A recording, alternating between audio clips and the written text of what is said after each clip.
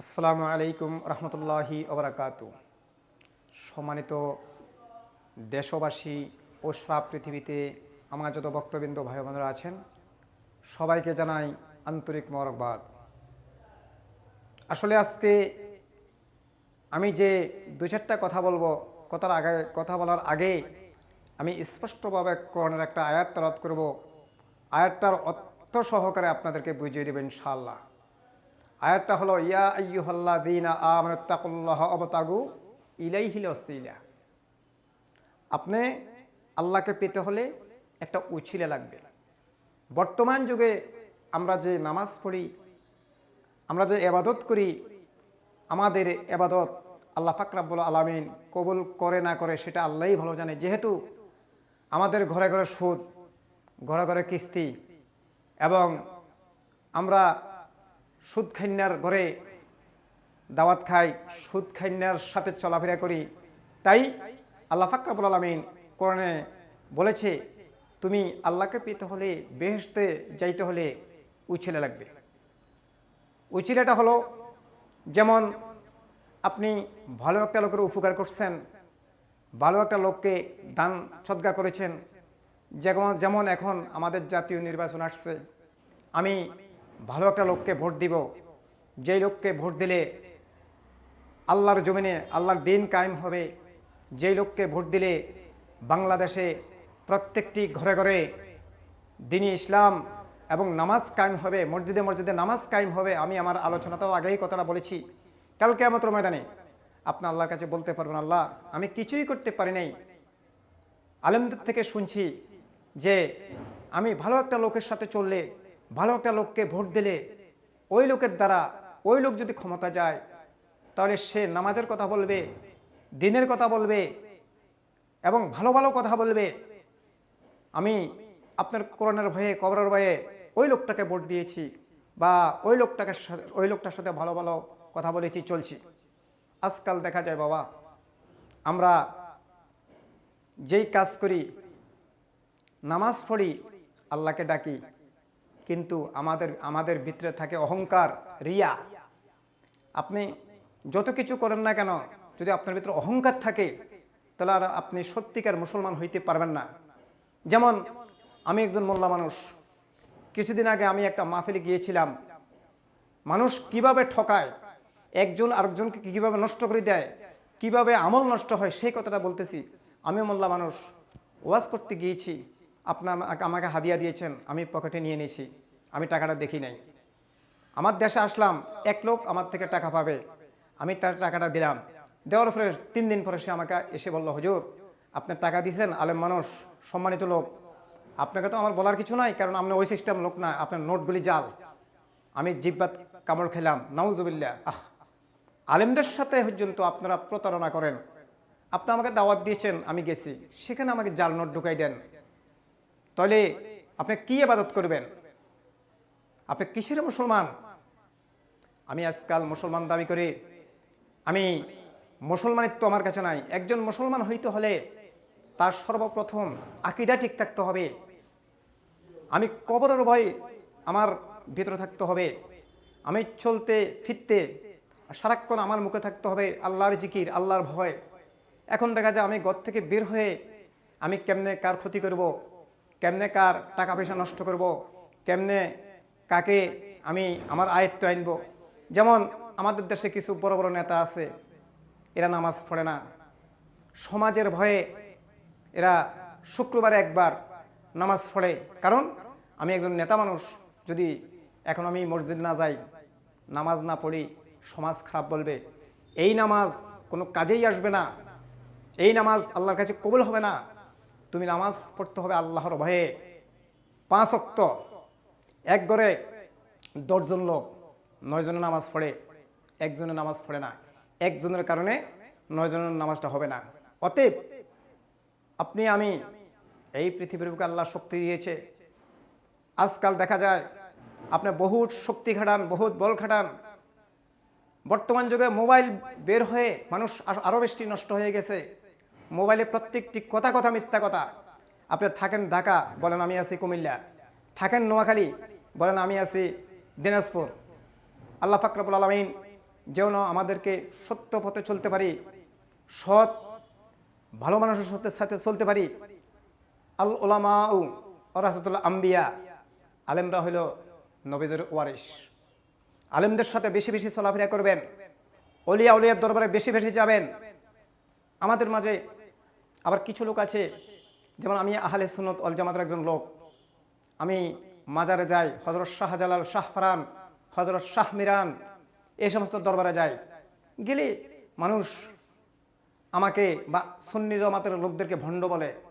যেমন আমি একটা পাগড়ি পরেছি, বাবরি চুল মাথায় রেখেছি, বাবরি চুল মাথায় রাখা সুন্নত, বলে লোকটা ভণ্ডা হয়ে গেছে। নাউজুবিল্লাহ বলেন। আপনি চুল কত প্রকার? চুল 3 প্রকার। কানের লতি, চুল মাথার সাথে সমান রাখা, কাঁধ পর্যন্ত রাখা সুন্নত। রসুলের একটি সুন্নত যদি আপনি আঁকড়ে ধরেন, এই সুন্নত রসুলের কাল কিয়ামতের ময়দানে হয়তো আল্লাহ পাক রব্বুল আলামিন আপনাকে মাফ করতে পারে।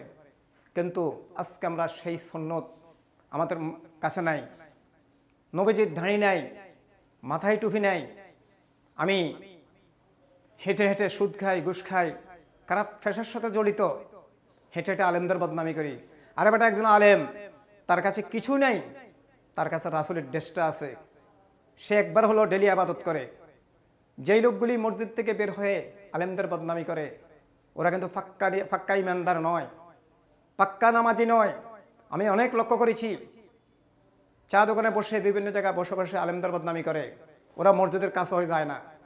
যে লোকটা প্রকৃত ইমানদার, নামাজ পড়ে না, ওলা 5 ওয়াক্ত নামাজি, ওই লোক কখনো আলেমদের বদনামি করবে না। আল গীবাতু আসাদ্দু মিনাল জিনা, সহিহ বুখারী। আপনি যে গীবাত শিকায়েত করেন, এই গীবাত শিকায়েত করাতে ওর গুনাহটা আপনার কাঁধে চলে আসছে। আমার দয়াল নবী বলেছে, যেই লোক তোমার গীবাত করবে তুমি তাকে মিষ্টি খাওয়াও, যেহেতু তার গুনাহটা আপনার কাঁধে আসছে। বাবা, বাংলাদেশের এমন কোনো জেলা নাই, এমন কোনো থানা নাই, এমন কোনো গ্রাম নাই আমি হাফেজ আলী হোসেন দেওয়ান লক্ষ্মীপুরে যে যাই নাই। আপনারা আমাকে আদর করেন, ভালোবাসেন, আমাকে দাওয়াত দেন। আমি 2-4টা কথা বলি, আপনাদের থেকে ভালো লাগে। কিছুদিন আগে আমাকে একটা ভাই কচুয়ার থেকে দাওয়াত দেয়, ভাই আপনার হাদিয়া কত? আমি বলেছি আমার কোনো হাদিয়া লাগবে না, আমি কোরআনের খেদমত করব, কোরআনের আলোচনা করব। একটা মানুষ যদি আমার উছিলায় আল্লাহওয়ালা হয়ে যায়, আল্লাহকে চিনে আল্লাহর পথে চলে, একটা লোক যদি আমার উছিলায় নামাজি হয়ে যায়, মসজিদে নামাজ পড়ে, আমি কাল কিয়ামতের ময়দানে আল্লাহর কাছে বলতে পারবো, আল্লাহ আমি আর কিছু করতে পারি নাই। এক জায়গায় 2-4টা কথা বলেছি, একটা লোক আল্লাহওয়ালা হয়েছে, 5 ওয়াক্ত নামাজ পড়েছে, নামাজ পড়ানোওয়ালা হয়েছে, আল্লাহর কাছে বলতে পারবো। তাই আমাকে আপনারা অনেকেই মোবাইলে দাওয়াত দিতে আমাকে হাদিয়ার কথা জিজ্ঞাসা করেন। ইত্তাবিউ মাল্লা ইয়াসআলুকুম আজরাও ওয়া হুম মুহতাদুন। যেই বক্তা কন্টাক্ট করে ওয়াজে যাবে, ওই বক্তাও গুনাহগার, শ্রোতাও গুনাহগার। আমি হাফেজ আলী হোসেন দেওয়ান লক্ষ্মীপুরি যতদিন বাঁচবো হক কথা বলেই যাব, নামাজের কথা বলেই যাব। যতদিন বাঁচবো এই আল্লাহর জমিনে আল্লাহর নাজ নেয়ামত খাইয়া আল্লাহর গুণগান করব। আরেকটা জিনিস আমাকে দোয়া করবেন, আমিও আপনাদেরকে দোয়া করব, যতদিন বাঁচবো আল্লাহ তুমি এমন কোনো অসুখ বিসুখ আমাদেরকে দিও না, যেই অসুখের কারণে লক্ষ লক্ষ টাকা আমাদের হাসপাতাল দিতে হয়, কারণ আমরা গরিব মানুষ, আমাদের টাকা পয়সা নাই। আল্লাহ তুমি আমাদেরকে এমন কোনো বিমার আমার দিও না। আর যেই লোকগুলি এখন বিমার আমার কষ্ট পাইতেছে, অসুখ বিসুখে হাসপাতালে ভর্তি আছে, লক্ষ লক্ষ টাকা চলে যাইতেছে, আমরা দোয়া করবো আল্লাহ তুমি তাদেরকে সুস্থ করো, সুস্থ করে নামাজমুখী করে দাও। যখন সুস্থ হওয়ার পর তারা মসজিদে এসে নামাজ পড়তে পারে, আমরা দোয়া করব। যেমন এখন নতুন একটা আইন বের হয়েছে, আমি একজন আলেম হিসাবে একটা লোককে যদি সালাম দিই, সে মনে করে কি মাশাআল্লাহ আলী হোসেন দেওয়ান তো আমাকে খুব সম্মান করে। আরে বেটা, আমি তোমাকে সালাম দিই, আল্লাহর নবী বলেছে সালাম দেওয়া সুন্নত, দেওয়া ওয়াজিব। সালাম যে আগে দিবে সে বেশি সওয়াবের অধিকারী হবে। এখন সালাম দিলে মনে করে লোকটা আমাকে অনেক সম্মান করে, অনেক ইজ্জত করে, এই জন্য আসলে অনেক সালামও দিতে ভয় লাগে, দিমু সওয়াবের জন্য হয়ে যায় গুনাহ। আমাদের মাঝে আবার কিছু কিছু ভাই আছেন, আপনারা টুপি ছাড়া নামাজ পড়েন, দাঁড়িগুলি ছোট, দাঁড়ি রাখতে হবে কতটুকু এটাও তো আপনি জানেন না, দাঁড়ি রাখতে হবে 1 মুষ্টি।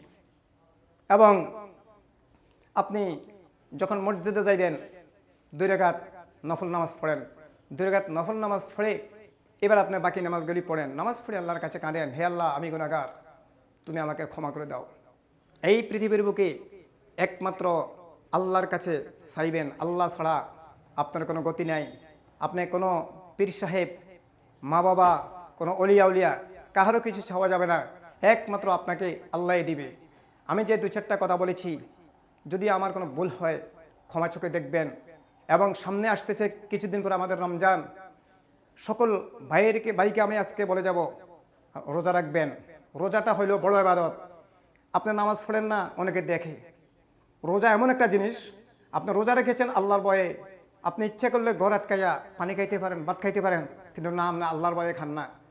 আপনার যখন মৃত্যু হয়ে যাবে আল্লাহ আপনাকে প্রশ্ন করবে যে তুমি কি রোজাগুলি লিখেছ?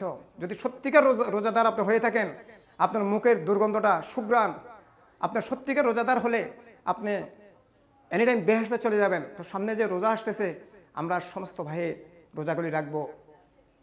আমি কিছুদিন আগে এক ভাইকে বলেছিলাম, ভাই তোমার ছেলে 5 ওয়াক্ত নামাজ পড়ে, তোমার ছেলে মসজিদে যায়, তোমার ছেলের মুখে দাঁড়ি, তুমি বাবা হইয়া তোমার মুখে দাঁড়ি নেই, তুমি নামাজ পড়ো না, ঘটনা কি? সে আমাকে প্রশ্ন করলো, দাঁড়ি রাখা কি, দাঁড়ি কি ইমান, টুফি কি ইমান? নাউজুবিল্লাহ বলেন। তার ছেলে 5 ওয়াক্ত নামাজ পড়ে, বাবা নামাজ পড়ে না, বাবা দাঁড়ি কাটে, বাবা সুদ ঘুষের সাথে জড়িত। আল্লাহ পাক রব্বুল আলামিন আমাদেরকে, আমরা যেন হেদায়েত হয়ে যেতে পারি, আল্লাহওয়ালা হয়ে যেতে পারি, সকলে বলি আমিন। আমি অনেক সময় বলে থাকি, আজান শুনে আজকে যারা নামাজ পড়ে না, আজান শুনে আজকে যারা নামাজ পড়ে না, ওরা তো মুমিন নয় শয়তানের নানা, ওরা তো মুমিন নয় শয়তানের নানা। হাদিসেতে বলছেন নবী, নামাজ হলো বেহেশতের চাবি, এ নামাজ ছাড়া জান্নাতে কেউ যেতে পারবে না, নামাজ ছাড়া জান্নাতে কেউ যেতে পারবে না। ওরা তো মুমিন নয় শয়তানের নানা, ওরা তো মুমিন নয় শয়তানের নানা। আজান শুনে আজকে যারা নামাজ পড়ে না, আজান শুনে আজকে যারা নামাজ পড়ে না, ওরা তো মুমিন নয় শয়তানের নানা। কেউ বা আবার নামাজ পড়ে